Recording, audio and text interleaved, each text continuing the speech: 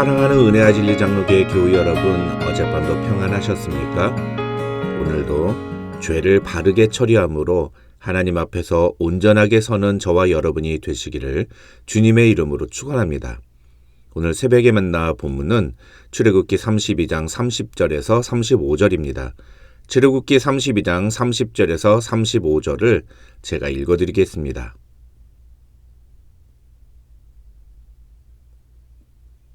이튿날 모세가 백성에게 이르되 너희가 큰 죄를 범하였도다.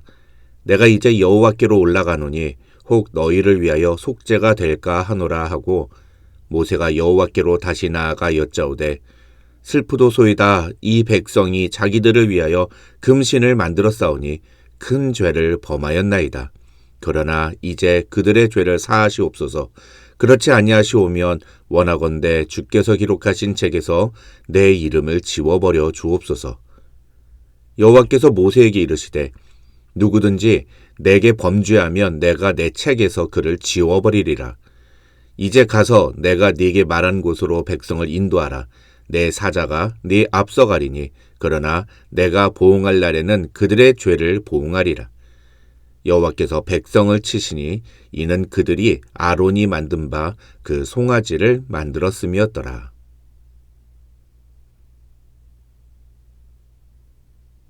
어제 우리는 범죄한 이스라엘 백성들의 죄를 모세가 어떻게 처리했는지를 살펴보았습니다.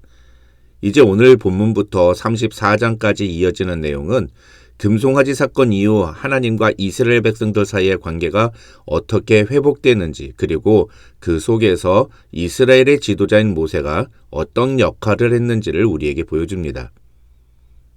어제 우리는 이스라엘 공동체의 죄에 분노하고 그래서 그 죄를 올바르게 처리하는 모세의 모습을 보았습니다. 그런데 오늘 본문 30절을 보면 모세는 다시 한번 이스라엘 백성들을 향하여 너희가 큰 죄를 범하였도다 라고 말합니다. 모세는 금송아지 사건은 단순한 실수나 해프닝이 아니라 큰 죄라는 사실을 명백하게 선언합니다. 그런데 구약 성경에서 이 큰 죄라는 단어가 사용된 상황을 보면 대부분 간음과 연관이 있다는 것을 알 수 있습니다. 그래서 이 30절에서 모세는 이스라엘 백성들을 향하여 너희가 한 짓은 마치 간음을 저지른 것과 같다. 이것은 하나님과의 관계가 완전히 끊어질 수도 있는 심각한 수준의 범죄다. 이런 말을 하고 있는 것입니다. 그렇게 죄의 심각성에 대해 지적한 모세는 다시 여호와께 나아가 이스라엘 백성들을 위해 중보의 기도를 드립니다. 그 내용이 31절과 32절입니다. 화요일 새벽에 만날 때 말씀드린 것처럼 이 31절과 32절은 이 금송아지 사건에서 모세가 하나님께 드린 두 번째 기도입니다. 사실 모세의 이 두 번째 기도는 이스라엘 백성들이 무엇을 잘못했는지를 정직하게 하나님 앞에 고백하고 그래서 하나님께 그 죄를 사해달라고 간구하는 속죄의 기도였습니다. 그런데 35절을 보면 하나님은 이 모세의 두 번째 기도에도 불구하고 이스라엘 백성들에게 죄값을 물으십니다. 35절에 나오는 여호와께서 백성을 치시니라는 표현은 히브리어 그대로 번역하면 하나님이 전염병으로 백성들을 심판하셨다는 뜻입니다. 모세의 첫 번째 기도에는 뜻을 돌이키셨던 하나님이 왜 두 번째 기도에는 모세의 간구대로 응답하지 않으신 것일까요? 그 해답은 32절에 나오는 그렇지 아니하시오면 원하건대 주께서 기록하신 책에서 내 이름을 지워버려 주옵소서라는 모세의 말에 있습니다. 어떻게 보면 모세는 마치 배수의 진을 치고 지금 기도를 하고 있는 것처럼 보입니다. 이스라엘 백성들의 죄를 사해주지 않으시려면 자기도 생명책에서 이름을 지워달라고까지 말할 만큼 모세는 절박한 심정으로 하나님께 기도합니다. 그러나 하나님은 그런 모세의 요구를 냉정하게 거절하시면서 33절에서 누구든지 내게 범죄하면 내가 내 책에서 그를 지워버리리라고 말씀하십니다. 이 말은 죄를 사하고 안 하고는 내 권한이지 네 권한이 아니다 이런 뜻입니다. 인간의 간절함 자체가 하나님의 거룩한 판단을 대신할 수는 없다는 것입니다. 모세는 이스라엘 공동체와 자신을 동일시하면서까지 하나님께 간청했습니다. 로마서 9장 1절에서 3절을 보면 바울도 자신이 저주를 받아 그리스도에게서 끊어질지라도 자신의 형제 이스라엘 자손들이 예수를 믿기를 원한다고 말했습니다. 그러나 인간이 아무리 간절하게 기도한다 하더라도 하나님이 그 기도에 무조건 응답해야 하는 것은 아닙니다. 모세는 진심으로 이스라엘 자손들을 위해 중보하며 기도했지만 그는 죄를 완전히 속할 궁극적인 중보자는 아니었습니다. 33절에서 하나님은 바로 그런 모세의 한계를 지적하시는 것입니다. 그래서 학자들은 이 장면을 가리켜 인간 중보자의 한계를 드러내는 장면이라고 표현합니다. 다시 말해서 오늘 본문은 비록 모세가 간절한 마음으로 하나님께 이스라엘 백성들의 죄를 사해 주실 것을 간구했지만 그럼에도 불구하고 인간의 죄에 대한 판단과 결정은 오직 하나님께 달려있는 것이라는 사실을 명백하게 보여준다는 것입니다. 하나님 앞에 기도하는 자는 철저히 겸손해야 합니다.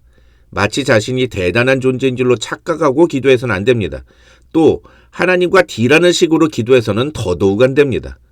우리는 철저히 하나님의 은혜를 구해야 합니다. 우리는 오직 예수 그리스도의 십자가 공로만을 의지하며 주님께 간구해야 합니다.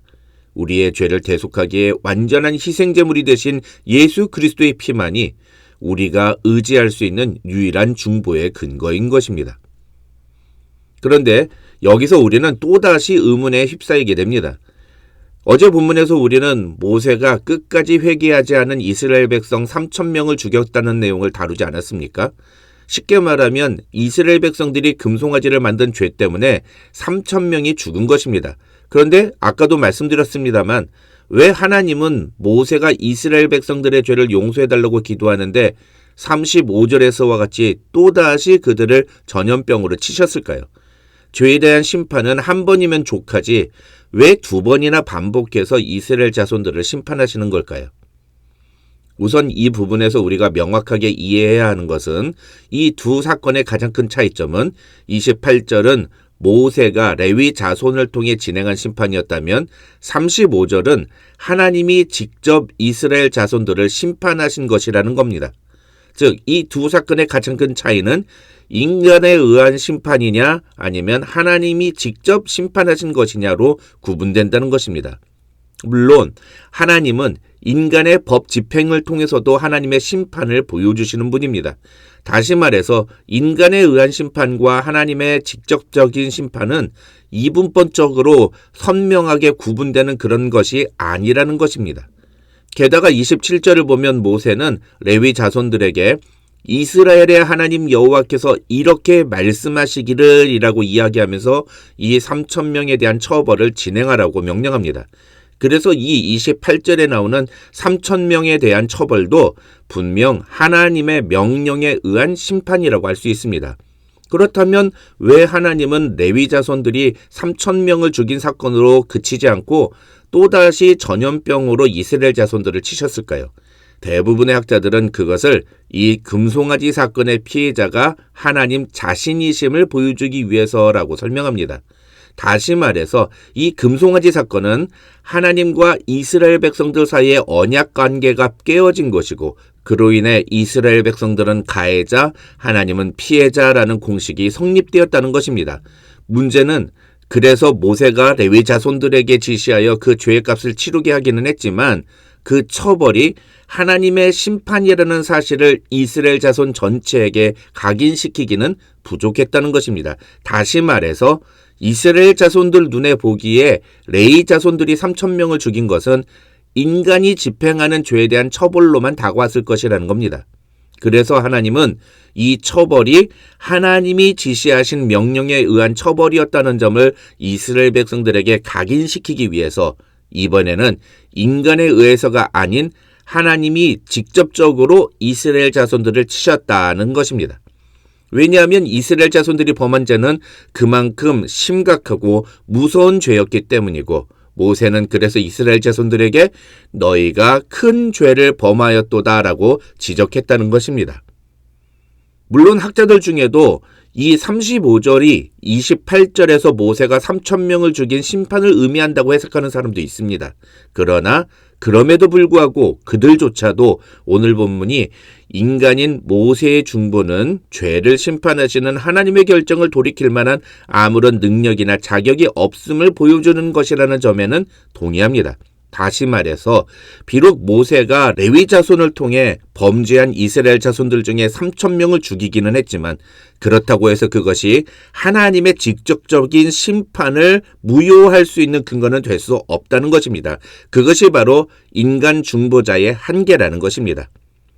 그런데 히브리서 10장을 보면 히브리서의 저자는 그리스도께서는 죄를 위하여 한 영원한 제사를 드리셨고 그 제사를 통해 거룩하게 된 자들을 영원히 온전하게 하셨다고 말합니다.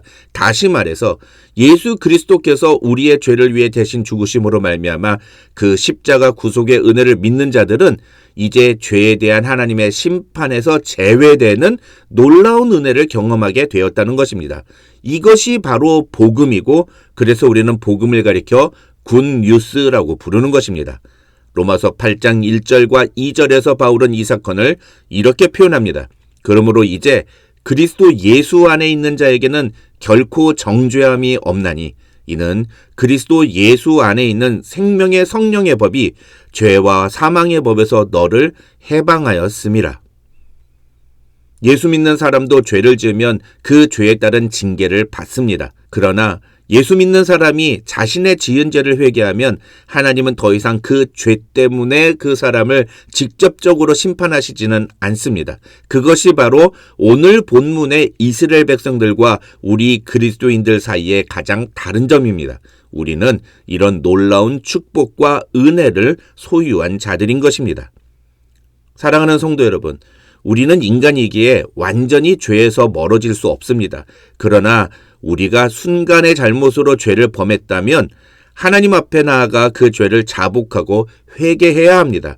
그리고 그 죄에 대한 대가를 지불하고 책임을 지면 됩니다. 그러면 더 이상 하나님의 심판은 임하지 않습니다. 왜냐하면 우리에게는 영원한 그리고 완전한 중보자 되시는 예수 그리스도가 함께 하시기 때문입니다. 오늘도 우리에게 주어진 이 놀라운 죄사함의 은혜를 기억하며 하나님 앞에 겸손하게 나아가 그 은혜를 구하는 저와 여러분이 되시기를 주님의 이름으로 축원합니다.